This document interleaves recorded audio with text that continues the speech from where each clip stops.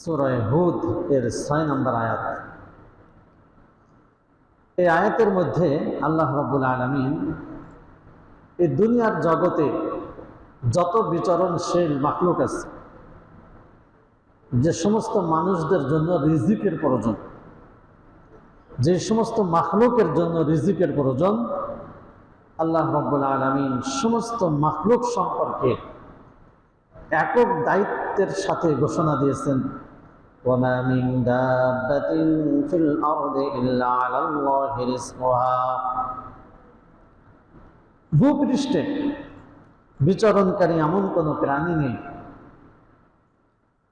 যেই প্রাণীদের রিজিকের জিম্মাদারি, রিজিকের দায়ভার আল্লাহ গ্রহণ করেন নাই। সুবহানাল্লাহ।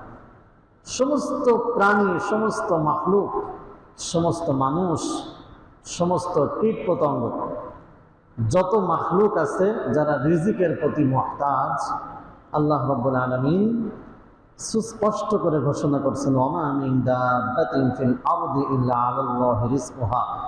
বিচরণশীল দুনিয়াতে যত মাখলুক আছে, সমস্ত মাখলুকের রিজিকের জিম্মাদারি একমাত্র আল্লাহ। সুবহানাল্লাহ। ওয়া ইয়ালামু মুস্তাকররাহা ওয়া মুস্তাওদাআহা কুল্লুন ফি কিতাবিন মুবিন।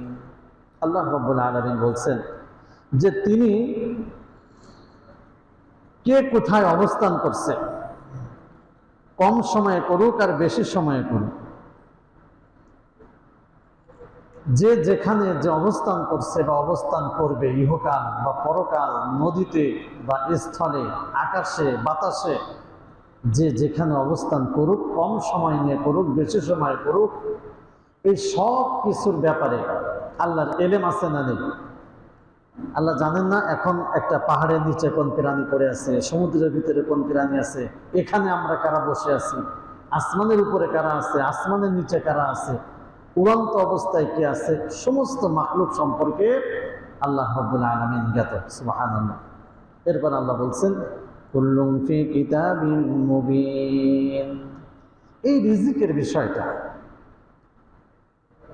সব কিছু আল্লাহ রাব্বুল আলামিনের একটা কিতাবের মধ্যে, প্রকাশ্য একটা কিতাব, স্পষ্ট একটা কিতাবের মধ্যে আল্লাহ রাব্বুল আলামিন সংরক্ষণ রেখেছেন। সুবহানাল্লাহ।